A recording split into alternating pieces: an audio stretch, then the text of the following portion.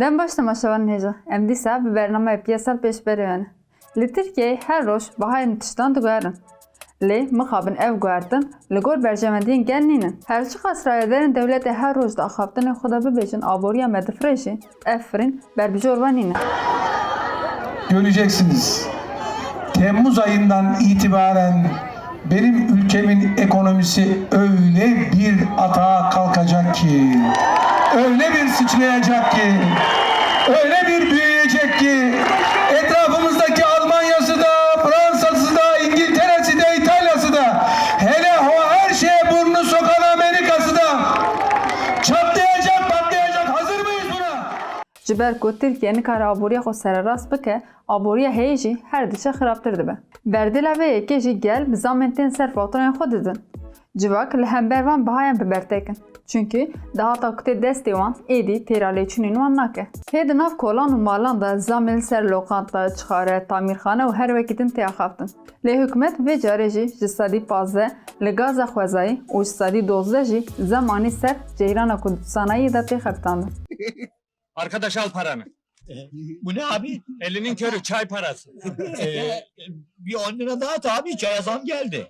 Zam mı? Gene zam mı? Çaya zam geldi. Zama zam. Zamlara zam. Zamlı çay, zama zam. Bi vê zamê di nav 3-4 salên dawî de ji sedî 122 zam hat sergazî. Dema ev zam hatin parvekirin wek ku zamê ji berîka gel dernekeve hat ragihandin. Lê ev zama ku li ser lêçûnên sanayî hatin kirin dê li ser hemû berhemên ku li Tirkiyeyê hilberîna wan tê kirin jî bandora xwe bike. Hûnê bibêjin zama ser gaza xwezayiya di sanayiyê de tê bikaranîn wê bandora xwe çawa ser bihayên tiştên din jî bike. Bifikirin ku hin xwediyê kargehekî sanayiyê ne û di hilberînê de gazê xerç dikin. Wê demê ji bo karbin karê xwe berdewam bikin, hûnê tiştê ku hilberîna wan dikin bihatir bifroşin. Di heman demê de gaza xwezayiya ku di sanayiyê de tê bikaranîn di hilberîna ceylanê de jî tê xerç kirin. Ji ber wê jî her çi qas zama zêdetir li ser gazê hatibê kirin jî wê bi van zaman re ceylana ku li malan tê bikaranîn jî bihatir bibe. Niha li hemû dewletan kêmasiya gazê heye. û gaza heyî ji daxwaza gel re nabe bersiv. Lê li welatin wek Tirkiyeyê ku ji sedî nod û neh di enerjiyê de girêdayê derve rewş girantir derbas dibe. Li gor daneyên heyî Tirkiye ji sedî 33.6 ji Rusya, ji sedî 24 ji Azerbaycanê, ji sedî 11.1 ji İranê gaza xwezayî distîne. Îro ji ber Botaş ku şîrketa dewletê ya gazê ye û şîrketên Tirkiyeyê din nikarin deynên şîrketa Gazpromê a Rusyayê bidin, nikarin handana jî bihêsanî bikin. Dîsa li gor rewşa heyî heke di kura dolaran de heta serî salê qet guhertin çênebe jî wê buhabûna di gazê de ji sedî 40 zêde bibe. Lê di rewşa heyî de diyar e ku wê TL li hemberî dolar nirxwenda bike. Çünkü hikûmeta AKP MHP îro rasterast di rojhilata navîn de şerên heyî gur dike.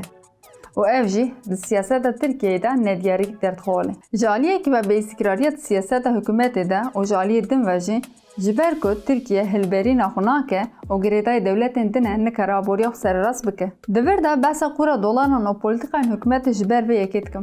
Dema siyasetê de aramî û demokrasî tune be, dewletên din bi şeklekî cudatir nêzik dibin. Me got dewlet pêwîstiya xwe ya enerjiyê bi rêya handanê bi dest dixe û ev handan jî bi dolaran tên kirin. Gaza xwezayî jî yek ji wan e. Ji ber wî jî kura dolaran giring e.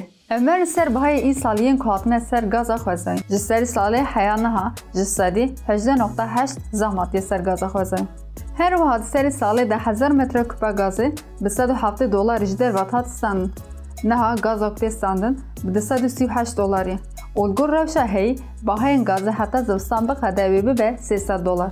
Ev buhabûna di gazê de dema ketina nirxê lîra ji li ber çav bêgirtin wê rewşa bahayê gazê jî baştir bê nirxandin. Tirkiye di neh mehên dawî de ji 40 milyar metrekûp zêdetir gazê xerç kiriye. Li gor texmînan Tirkiye wê heta dawiya salê 58 an jî 6 milyar metrekûp gazê xerç bike. Tirkiye li behra reş 135 milyar metrekûp gaza xwezayî dîtibû. û Erdoğan li gel vê xerçkirina rêjeya gazê wek êdî ew ê ji derve qet gazê nestînin bi gotina mizgînî derket pêşberê gel. Lê di rastiyê de dema xerçkirina gazê ya salane bê hesabkirin wê demê rastî derdkeve holê ku Erdoğan bu gotinên xwe rewşa gazê ya heyî manîpüle dike. Berî temaşevan nêzam hatin dawiya bernameyê xwe ji bîr nekin, bibin aboneyê kanala me û parve bidin.